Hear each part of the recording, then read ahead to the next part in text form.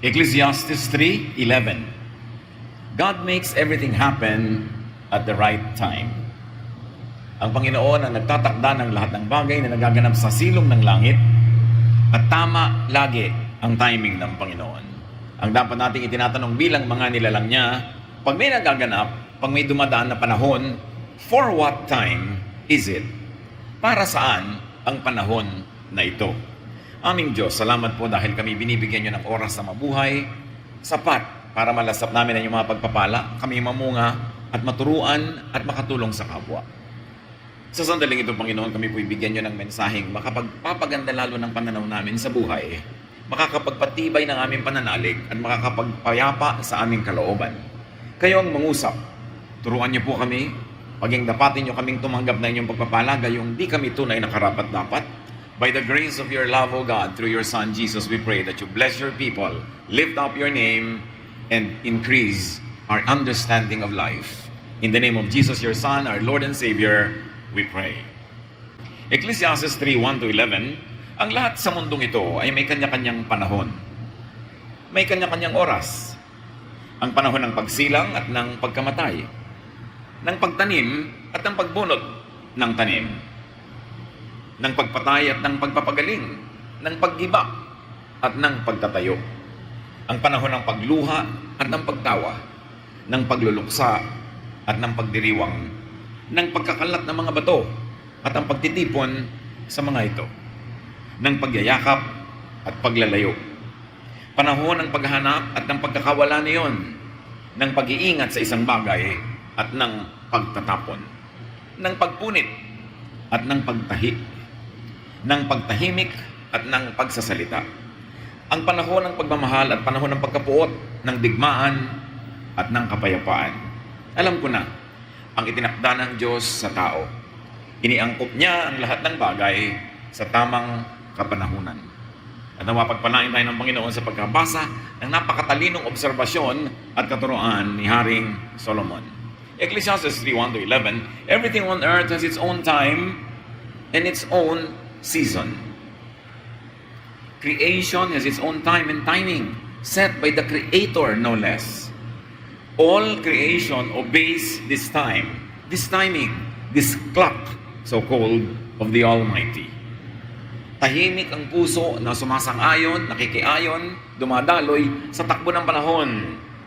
At maligalig ang buhay ng taong sumasalungat, lumalaban at tumatakas sa daloy ng panahon.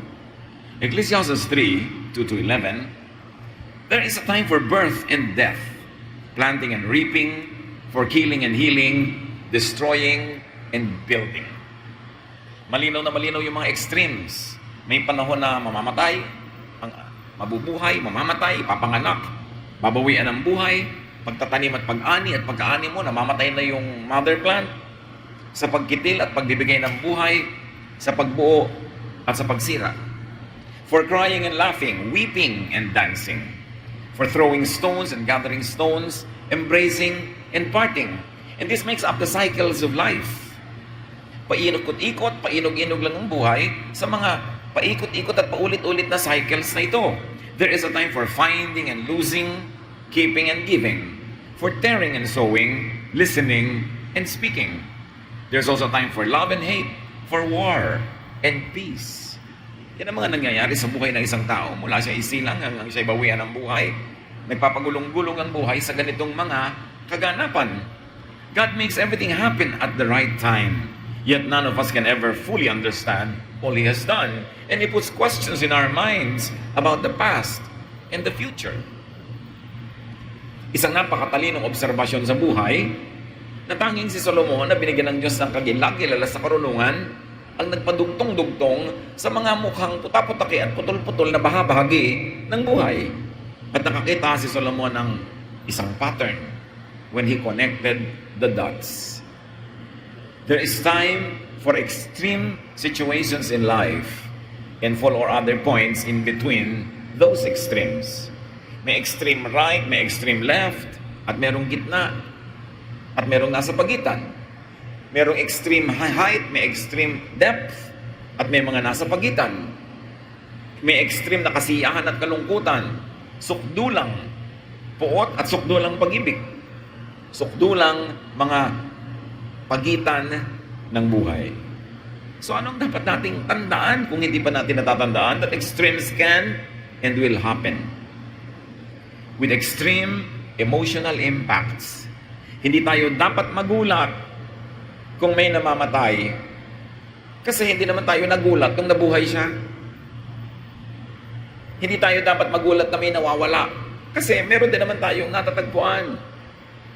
Hindi tayo dapat na sobrang malungkot na may nagwawakas kasi nagkaroon naman yun ng simula. At kung hindi magwawakas ang isang bagay, hindi magkakaroon ng panibagong simula, yung papalit, yung hahalili doon. Hindi tayo dapat sobrang magluksa kapag may mga nagaganap na pagkalugi. Kasi meron din naman mga katumbasyon na ganansya sa buhay. May dumarating, may umaalis. Merong matingkad at merong maputla. May pagkaing masarap at hindi. May araw na malungkot at may araw na masaya. Extremes will happen. So be ready for life's extremes and for all the points in between. A godly person who believes in the Almighty, who has trust in God, will accept, enjoy, and benefit from what is at hand. Kung ano ang nasa mesa, sinasabi ng maraming matatanda na nagtuturo sa mga bata, yan ang pagkain. Huwag mong hanapin yung wala sa mesa. Ito ang nasa mesa, yan ang kainin mo. Kung ano ang meron tayong pera, yan ang budget. Kung anong nagaganap, yun ang gawin mo. Kung anong trabaho ang dapat paghati-hatian, yun ang paghahati-hatian. Accept, enjoy, and benefit from what is available, what the time allows to happen. Sense, feel, and know time. What time is at hand, what the time at hand is about, and what it is for. Dapat tayo'y makiramdam, magmatsyag, manuri, kung para saan ang araw na ito, ang oras na ito, ang minutong ito. Kasi mayroong araw na itinakda pang kalungkutan. Malungkot, di malungkot ka. Kasi yun ang assignment ng araw na yun, kalungkutan. May araw na pangkasiyahan. Oo, kitang-kita mo sa lahat ng senyales sa paligid na pagsasaya ang araw na ito, magsaya ka. May mga araw na pagtitipid, hindi magtipid ka. May araw ng paglustay, maglustay ka. Kasi ipapakilala sa'yo ng mga nangyayari sa paligid kung para saan ang oras na yon. May oras ng pag-aaral. Alam mo, estudyante ka, nasa loob ka ng classroom, oras yun ng pag-aaral, hindi oras ng pagbubulakbol, hindi oras yun ng pagte-text, hindi oras ng pagtulog, kasi oras yun ng pag-aaral. Pag oras na ng pagtulog, dapat matulog ka na, kasi pag hindi ka natulog sa oras ng pagtulog, hindi ka magising-gising sa oras ng paggising. Pag may sinimulan kang mali dito, may mali doon na bunga yun. Pag oras ng pag-iwas sa mga manliligaw, umiwas ka dahil hindi ka pa handa, bata ka pa, pero pag nagpaligo ka agad at sumarurot ka na at sumama ka agad, hindi pa oras ang pagdurusa mo, nagdurusa ka na. Hindi pa oras na maging ina ka na tuloy. Hindi pa oras na nagbabudget ka ng mga gatas-gatas at dapat susuklay-suklay ka sa salon-salon. Ang iniisip mo, mga gatas at mga kung ano-anong diaper, kasi hindi pa oras, naging ina ka na. Hindi pa oras, naging ama ka na. May oras ang lahat. At dapat inaalam natin, para saan ba ang oras na ito? May oras para magpalusog ka ng katawan. May oras para magpahinga. Pero pagka hindi oras ang pahinga, nagpapahinga ka, ibulak-bul ang tawag doon. May oras ng bayad yun. Kasi lahat may nakatakda. So ang dapat mo lagi itinatanong, for what time is it? Hindi lang what time is it, but for what time is it? Ama, it is for work. The time now is for work, so you work. The time now is for vacation, so magbakasyon ka. The time now is for faithfulness to your partner, so be faithful. May time ang lahat. At lahat ng kaguluhan sa buhay. Lahat ng needless pain. Dahil wala ka sa timing, wala ka sa rhythm, wala ka sa panahon. Natural flow, ordained order, means God's will. And God's will is revealed, ushered in, and taken away by time. Time ang nagsasabing, kalooban na ng Diyos na matutulog ka na. Kaya inaantok ka na eh. Kalooban na ng Diyos na babangon ka na. Kaya sumisikat na ang araw. Kalooban ng Diyos na kakain ka na, kaya nagugutom na yung sikmura mo. Kalooban ng Diyos na tumigil ka na ng pagkain dahil busog ka na. Kalooban ng Diyos na magbigay ka kasi meron kang ibibigay o meron siyang pangangailangan. Lahat yon kalooban ng Diyos. Pag pumasok sa dimension of time, God is God of time, therefore it is God's will. Time is God's will. Time na mamatay, God's will din yon. Kasi God's will nung ipinanganak siya, God's will nung nakuha siya ng Panginoon. The Lord gives, the Lord takes away. Ngayon, pagka tinanggap mo siya nung ipinanganak, minahal mo habang lumaki, kasama mo, in-enjoy mo siya, na-enjoy ka niya, nagtulungan kayo, pag kinuha na siya, dapat konti lang ang lungkot mo. Kasi wala kang ipagsisi. Dahil nung oras na mamahalin siya, minahal mo. Pero nung patay na hindi na niya mararamdaman ang pagmamahal mo, ang mga regalo mo, ang magandang ataol, malulungkot ka nga nun. Kasi hindi mo siya minahal sa oras. Kailan ba dapat mahalin yung tao? Di habang buhay. Hindi kung kailan patay na, doon nagkaganda-ganda ng kataol, pagkaganda-ganda ng service. Tapos kung kailan patay na, hindi ka na madidinig, doon ka puri ng puri. Pero hindi mo nang pinuri ng buhay. Kaya lihis-lihis. Kaya maraming sakit sa buhay. Mali ang time. Time is God's will. And a godly person will always examine para ano ang araw na ito. Sa araw ba na to, ako'y tatanggap o magbibigay? Kailangan nagpapray ka, Lord, guide me. Sa araw na ito, ako ba ay magpapatawad o ako ang hihingi ng tawad? Sa araw na ito ba, ako ang maglilingkod o dahil masama ang pakiramdam ko, hindi ako mahihiyang paglingkuran nila ako. Pero nahihiya ako paglingkuran nila ako kasi nung nangangailangan sila, hindi ko naman sila pinaglingkuran. So pag hindi mo ginawa yung dapat mong gawin sa tamang oras, pag ikaw na ang dapat tumanggap, naasiwa ka rin. Nung bata ka, inaalagaan ka ng magulang mo, pagtanda nila, ikaw naman mag-aalaga sa kanila. Ganon ang isinasabi ng panahon. Nung hindi ka pa makalakad, buhat-buhat ka nila, akay-akay. Ngayong si matanda na hindi makalakad, ikaw naman ang bubuhat at aakay. Panahon. Pero merong mga magulang, hindi mag-alaga ng anak. Although konti yon. So pag sila nangaalagaan, tinatamad din yung anak na alagaan sila kasi wala sa panahon. By the way, do not overread and do not misread signs, especially signs of the end. Yung panahon, marami mga relihiyoso, wala nang inisip on the end times. Do not be obsessed with the end. Sabi sa Matthew 24:36, no one knows the day or the hour. The angels in heaven don't know, and the Son himself doesn't know. Only the Father knows. So kung gusto ng Ama na lagi nating isipin yun, di dapat sinabi niya kung kailan. So hindi yun ang iniisip yung end times. Ang iniisip mo, how do I treat the time now? The time today? The time this minute? What will I do with it? Paano ako mamumuhay ng anumang mangyari, kailan man mag-end times? Okay lang. Kasi wala akong sukat pagsisihan, wala akong lugi, at wala akong sinuspend na goodness or pleasure or happiness or joy because I did everything in its time. So kung ikay spiritual, huwag ka mag-isip lagi ng end times. Just live your life normally, live well. 1 Thessalonians 5:2, you surely know that the Lord's return will be as a thief coming in the night. So yung hindi mo namamalayan, yun ang gusto ng Diyos. So bantay ka ng bantay. Ang bantayan mo na lang, tama ang ginagawa mo sa tamang oras. Para yung rhythm ng buhay, maximize yung benefits. So susuriin mo kapatid, para ano bang araw na ito? Birthday ng nanay ko. O para sa kanya ang araw na to. Di ba? Anniversary namin mag-asawa. So para sa amin ang araw na ito. May exam ang anak ko. Para sa kanya ang oras na mag-review. Hindi ko na muna pagtatrabahuhin. Hindi ko na pahuhugasan ng kotse. Kasi may exam bukas. Para sa kanya ang oras na ito na mag-review. Nalulungkot yung anak ko. So para sa kanya ang aking atensyon. I will drop what I'm doing. Maybe take him or her to have a meal outside the house or to talk kasi nalulungkot siya. Hindi yung lungkot na hindi mo pinapansin. Nung biglang nagpakamatay pala, iiyak-iyak ka ngayon tsaka kayong pansin ang pansin kung kailan bangkay na.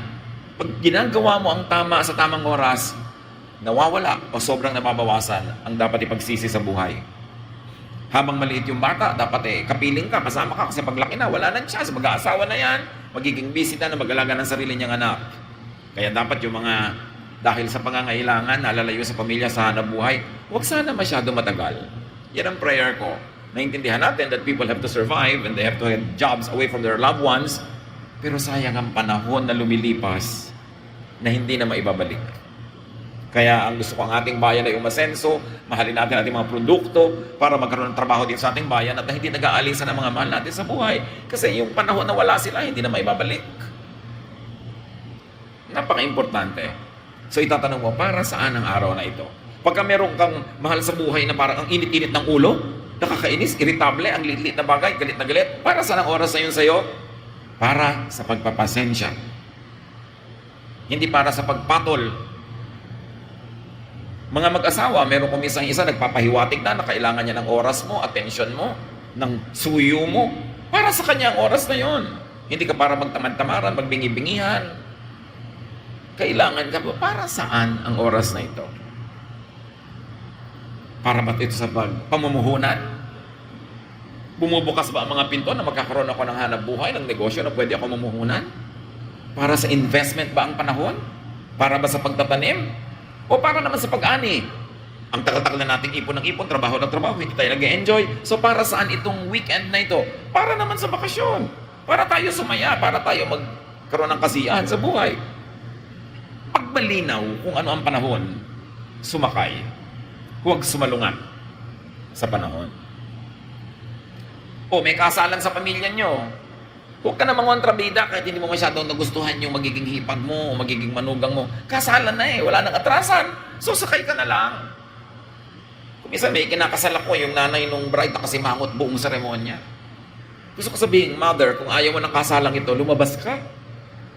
Aten-aten ka dito, kapal-kapal lang makeup mo, tapos nakasimangot ka. Heto na to, wala nang atrasan. Sumakay ka na lang para mag-enjoy ang lahat. Hindi nasa video, nakasimangot ka. Yung minanugang mo, sumama ang loob, buong buhay, ang iniisip niya, maghihiganti siya sa'yo. Kasi, ando na eh. Pag nandun na, tanggapin na, sumakay ka na lang para masaya. Kasi malinaw para sa ng panahon, kasalan, di para sa kasiyahan. O ano ba? May nakaburol, may namamatay, may iyak ng iyak, pigil ka ng pigil. Panahon na pag-iyak yun, hayaan mo siya. Kasi, may namatay eh, natural, nalulungkot siya. Ang ginagawa naman natin, pag may iyak, pigil ka ng pigil, umiyak, huwag kang umiyak. Panahon nyo ng pagluha, titigil din yung pagka napagod. At alam nyo ba na ang pagluha ay blessing? According to science and many researches, the lacrimal glands, the glands that create the tears, actually expel a lot of toxins from the body through the tears. Kaya ang pag-iyak, nakaka-detox. Umaalis sa mga laso sa katawan mo, dumadaan sa luha. Kaya yung mga mahilig umiyak dyan, sigurado pag iyak nyo, tulog na tulog kayo, di ba? Ang sarap itulog yung nakatulugan mo ng panggalngal. Kasi nare-relax ka eh. So may blessing din ang pag-iyak. Kung napapaiyak ka, umiyak ka.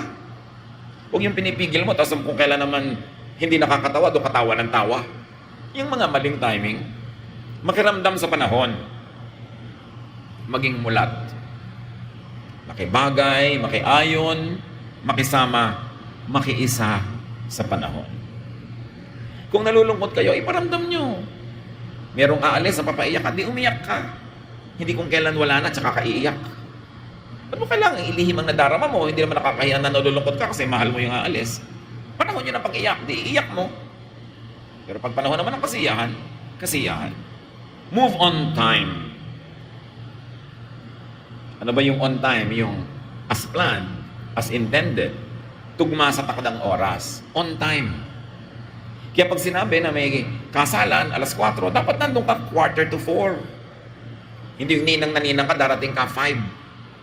Gutom na ang lahat, ikaw na lang ang wala pa. Nabinbin na lahat, umatras ang schedule ng lahat dahil wala ka pa. Dapat you are on time. Hindi yung late na late ka darating, ang aga-aga mong aalis. Ba't ka pa umattend? Ilagay mo yung sarili mo sa ganoon sitwasyon. Bakit ka, mga tao, lagi nagmamadaling umalis. Parang mauubusan ng pinto. Lasapin ang lahat. Enjoy yan. Kahit sa mga worship natin, closing song pa lang, nagkukumarat na yung iba sa pag-alis. Yung iba, understandable. Kung sa subdivision nila, yung tricycle, hanggang alas 9 lang, so nagmamadali sila. Pwede yun. Pero yung wala naman, doon sa labas, dandalan, tagal-tagal. Tapos nagmamadali paglabas. Bakit? Eh, oras pa ng kanta eh. Umaalis ka na. Wala ka sa oras. So you move on time, according to plan, and you move in time. Yung in time naman, hindi sinasadya, pero ganun ang inabutan mo, so sumakay ka na lang. Let's say you arrived in time for the meal, o di kain na na. Hindi on time yun kasi natsyempohan mo, yun ang ibig sabihin nun. So kung ano yung natsyempohan mo, sumakay ka na lang. Makisayaw sa tugtog. Pagpasok mo sa isang meeting, huwag kang maingay agad, makiramdam ka muna kasi baka nag-aaway-away sila. Tapos biglang may sasabihin kang walang-wala sa lugar, o kaya very solemn yung usapan, papasok ka na ang ingay-ingay mo. Whenever you enter a room, be quiet, makiramdam ka muna bago ka kumibo. Para nakabagay ka doon sa nangyayari. At yung on time na yan, nag-aaral ka, mag-aaral ka, may exam, ipasa mo. Hindi yung lampas na bago mo makita yung opportunity. Sabi nga nila, strike the iron while it's hot. Alam niyo yung bakal na pinupukpok ng mga panday na nagbabaga sa init, pag lang yun mainit, doon mo lang yun pwedeng bigyan ng hugis, pukpukin, iliko, ituwid, pilipitin. Pero pag lumamig na yun, hindi mo na magagalaw. Ganon din ang mga pagkakataon sa buhay. Merong hot. Itong hot ngayon, gawin mo to. Ito ang magandang negosyo ngayon, hindi yung kulelat ka na tsaka ka pasasali. Kailangan kung kailan pinakamaganda yung timing, doon ka papasok. Ngayon, kung hindi malinaw ang panahon, hindi mo malaman para sa abang oras na ito, then lumikha ka ng panahon. Wala namang talagang malinaw na indicator kung para saan ang oras na ito, di gawin mo yung gusto mo. Gusto mo, pasayahin mo para maging masaya yung panahon.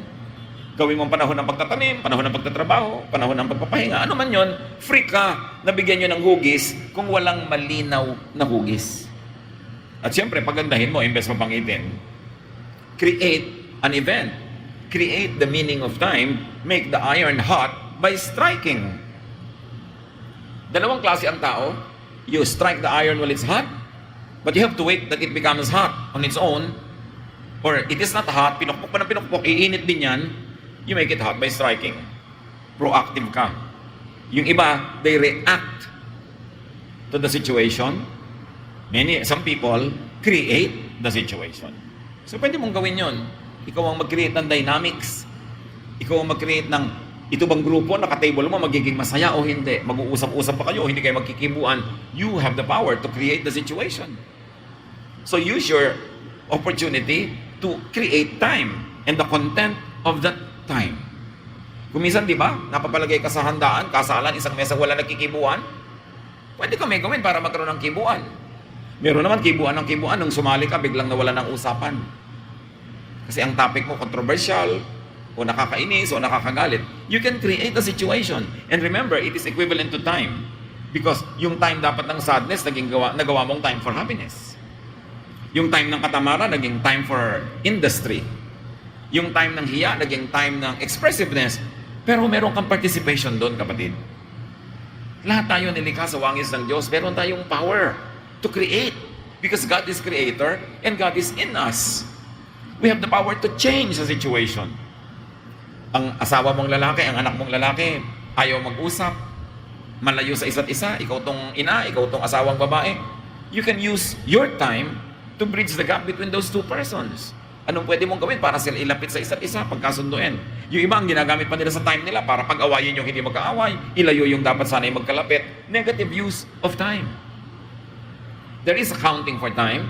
Mananagot tayo sa bawat sandali, sa bawat saglit. Kaya sabi sa Bible, teach us to number our days. Teach us to make our days count. Teach us to be accountable for what we do with time.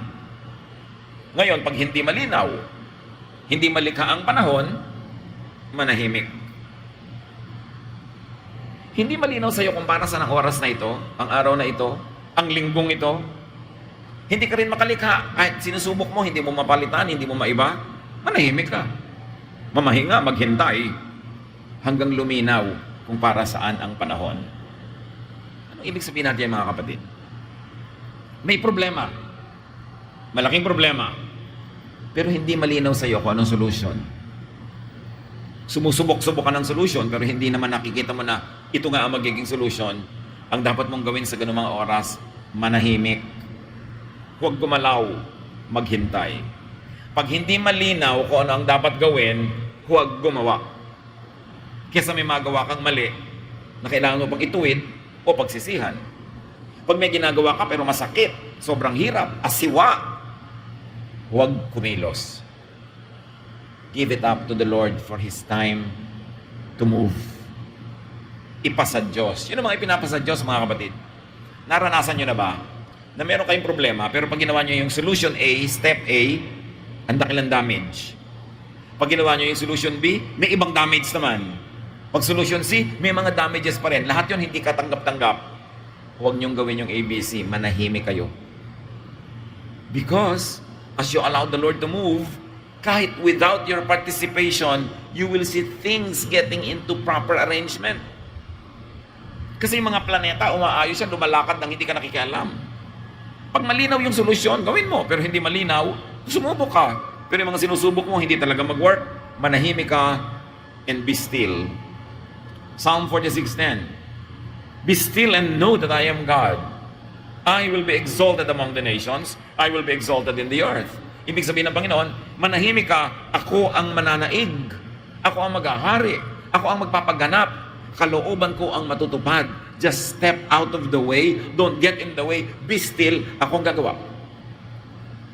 Pag meron kayong gustong gawin na hindi nyo magawa, lahat ng pwedeng gahok pag na naiisip nyo, merong damage that is unacceptable, then don't move. Wait upon the Lord. Huwag kayong gumagawa ng mga mahalagang desisyon na minadali.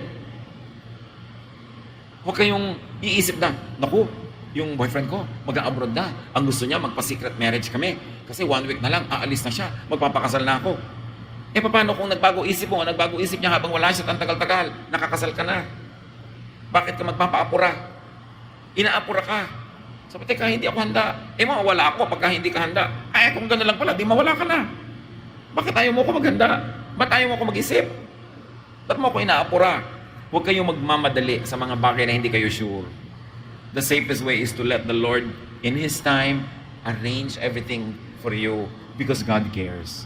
God knows, and God is actively participating in our life. Ngayon, pag malinaw na, gawin nyo na kasi mali naman, wala kayong gawin, malinaw na. Pero tandaan nyo, habang hindi malinaw, be still. Maghintay. Isaiah 45:9, Israel, you have no right to argue with your Creator. You are merely a clay pot shaped by a potter. The clay doesn't ask, why did you make me this way? Where are the handles? So, itinulad ng Panginoon ang sarili niya sa isang gumagawa ng palayok. At sabi niya, putik ka lang, ako yung gumagawa ng palayok. Huwag kang makialam, bakit mo ko tinatanong? Ba't wala akong tangkay? Ba't ganito shape ko? Ako yung maker, ikaw yung clay. I am the potter. Let me shape you. At ganon din ang panahon, mga kapatid. Yung ibinibigay ng panahon ng Diyos, observe it. Panahon ng pagtatrabaho, magtrabaho. Huwag kang manghimasok. Panahon ng pagpapahinga, panahon ng pagpapatawan, panahon ng pagpapagaling. Observe it all. Your body will tell you kung ano ang hinihingi ng panahon. The environment will tell you kung ano ang hinihingi ng panahon. And upon prayer and meditation, lilinaw sa inyo kung ano ang hinihingi ng oras. Will creation contend with the Creator? Will creation contend with Creator's time? So do not go against, do not fight or resist or complain about, do not problematize God's will and God's time. Huwag niyong problemahin. Diyos ang nakakaalam ng mga ganyang bagay. Yung Diyos ko, bakit po namatay na agad ang nanay ko? Ang Diyos ang nakakaalam kung bakit. Huwag mong problemahin. Pag nangyari, pinayagan ng Diyos. Bakit po kaya ganitong nangyari? Hindi ito ang talent ko. Bakit kaya hindi ako pumasa? Nakakalabing isang board exam na ako. Liban sa participation mo kung bakit hindi ka pumapasa, merong participation din ng Diyos. Maaring iniiwas ka sa isang liko ng buhay mo na magagawa mo kung doon ka napapasa agad. Ipag sa Diyos. Do your best, and if still doesn't work, trust that God knows what He's doing. But make sure that it did not work because you neglected it. Pagka ganun, iba na yun. Pero kung ginawa mo ang lahat ng pwede mong gawin, hindi pa rin nag-work, accept it as God's will. Nang matahimik ka kaysa nakikipagbuno ka sa hindi mo naman kayang palitan na pangyayari sa iyong buhay. Acts 16, 6-7, Paul and his friends went through Phrygia and Galatia, but the Holy Spirit would not let them preach in Asia. After they arrived in Mysia, they tried to go into Bithynia, but the Spirit of Jesus would not let them. Nakita nyo?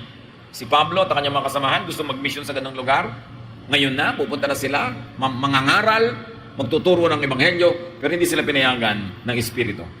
2 beses. Kasi yung panahon is no. Not yet. Kung paandari lang natin ang ating human wisdom, sabihin natin, aba, soul winning yan, kaluluwa rin yan, dapat maturuan yan, ngayon na. Pero ang Diyos mismo ang hindi pumayag. Ano natututunan natin yan tungkol sa panahon, mga kapatid? It is not always the right time, even for good deeds. Hindi ko maganda yung gagawin, kahit kailan na lang, gawin. May timing pa rin. Hindi ko may aral kang gustong ituro sa anak mo, kahit kailan na lang gusto mong bungangaan siya dahil mag-aaral ka, gagawin mo. May timing pa rin yun. Hindi ko mo tama ka at mali sila, ikaw na agad itong magsasalita ng malakas dyan. May timing yun. Hindi ko mo tama ka o tama ang gagawin mo, kahit kailan na lang pwede. Itinatiming din ang mga bagay. Yun nga evangelism na, dinelay pa. Hindi natin alam kung bakit. At sa mga bagay na hindi natin maalam, ipasa Diyos. Pero yung pwedeng alamin, alamin. Pero may mga bagay na talagang ipapasa Diyos mo. Minsan nga, against human logic. Pero lahat naman ginawa mo, hindi pa rin nag-click. Di God's will. Acts 1:4. While he was still with them, he said, sabi ni si Jesus ito, don't leave Jerusalem yet. Wait here for the Father to give you the Holy Spirit, just as I told you, He has promised you to do. So yung mga disipulo ng Panginoon na taga-Galilee, inabutan sila ng kamatayan ni Jesus, nasa Jerusalem. Hindi nila hometown, hindi nila home city.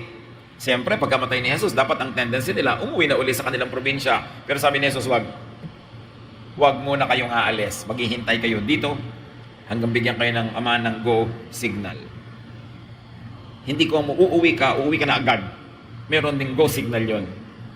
Hindi ko meron kang sa yung practical knowledge dapat na next thing you will do, it doesn't always follow. So ikasanggunin mo sa Diyos at kung ikay madasalin, taimtim manalangin, ituturo sa iyo ng Diyos yung timing niya. Kaya bawat pasya dapat ipinagdarasal. At pag hindi pa malinaw ang sagot, huwag kang umarangkada na basta ka na lang susugod, hintayin mo yung sagot. Wait. Di ba? May mga no, may mga wait. Meron naman, ayaw pang lumakad. Luke 9:59-60. Jesus said to another man, follow me. But he replied, Lord, first, let me go and bury my father. Jesus said to him, let the dead bury their own dead, but you go and proclaim the kingdom of God. Kakaiba naman to. Sabi ni Jesus, halika, sumunod ka sa akin, mangangaral tayo, we will win souls. Namatay po yung tatay ko, may lamay pa, ililibing ko po muna, tapos susunod ako sa inyo. Hayaan mo ng iba ang maglibing. Ikaw, sasama ka na sa akin ngayon, kahit di pa na ililibig ang tatay mo. You see? It goes against practical knowledge and wisdom. It goes against tradition. But God wills that He goes even at the time when He hasn't buried His father yet.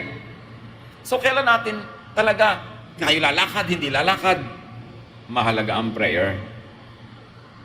Mahalaga ang pananahimik, pakikinig sa Espiritu ng Diyos dahil doon niya ipagkakaloob sa atin yung liwanag kung dapat ba tayong lumakad na o hindi pa. Prayer is very important so that we will not waste time. Prayer is very important so we will make the most of time and make the most of life. So para sa lalaking ito, hindi pa siya handa, pero sabi ni Jesus, now na. Yun naman mga disciples, aalis na, not yet. Si Paul, nakagayak na mag-preach, hindi kayo pupunta doon ngayon. So hindi mo talaga alam kung alin ang gagawin mo. We do not know what to do. We do not know how to pray as we ought. But the Spirit intercedes for us with sighs too deep for human words. Nagpapahiwatig sa atin ang Espiritu ng Diyos sa mga bulong, mga guidance na hindi kayang sabihin ang salita ng tao. Kaya spiritual dapat ang decision making natin. Hindi basta human wisdom lang ang ginagamit, but godly wisdom. Psalm 27:14, wait for the Lord, be strong and take heart, and wait for the Lord. May oras ng kamatayan. Pag dumating sa buhay natin yon, mga kapatid, by God's grace, tanggapin ang maluwag sa loob. Kahit naman makipagtunggali ka ito, di ka mananalo. Kamatayan ng mahal sa buhay, hindi na maiwasan, tanggapin. At para mabawasan ang pait, habang buhay, mahalin mo na. Para kung sakaling nabawian ang buhay, konting miss, konting lungkot, pero walang kasamang pagsisisi. Walang kasamang paninisi. Kasi yun ang mas hirap na dalhin sa buhay. So, nandyan ang anak mo, mag-aasawa at mag-aasawa yan kung yun ang nakatakda para sa kanya. Pag oras na mag-aasawa, maluwag na ibigay mo siya sa kanyang mapapangasawa. Kaya habang di pa nag-aasawa, mahalin mo na, magmahalan kayo dahil darating ang panahon na talagang yan ay magiging busy sa paggawa ng kanyang bagong pamilya. Tamang panahon. Meron naman mga ina na ibigay na yung kanilang anak na lalaki into marriage, bine-baby-baby pa, hayaan mo na yung asawa niya ang mag-baby sa kanya, hindi na ikaw kasi tapos na ang role mo.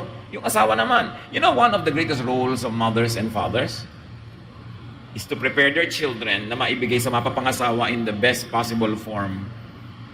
Na kung pwede ka mag-speech, nanay, sa araw ng kasal lang yung anak, sasabihin mo sa manugang mo, manugang, ginawa ko ang lahat para yung anak na ibibigay ko sa inyo yung araw na ito ay may enjoy mo, matutuwa ka, ikagagalak mo, at blessing sa buhay mo. I did everything para sa araw na ito, ma-turn over ko sa iyo ang anak ko na handang-handa na maging mabuting asawa.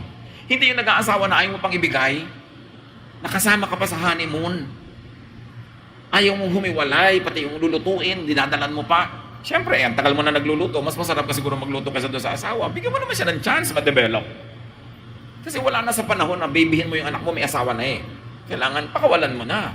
Wala ka sa panahon. Yung mga iba naman mga tao, nag-asawa na, hinahanap sa asawa nila yung nanay nila. Alam mo, nanay ko masarap magluto. Eh, doon ka sa nanay mo. Yan ang niluto ko, ako asawa mo, kainin mo. Di ba? Ganun talaga kasi panahon ko na to. May panahon. You observe that. Sa mga choir, mga singers, mag-practice kayo bago kumanta para hindi habang kumakanta doon kayo nangangapa ng letra. Ang pangangapa, before singing, not during. But if you don't do your thing at the right time, you will do the wrong thing at the right time. Laging may bunga, may singil, may balik, may hampas. Ang panahon na hindi ginugol ng tama, magbabalancing act yan.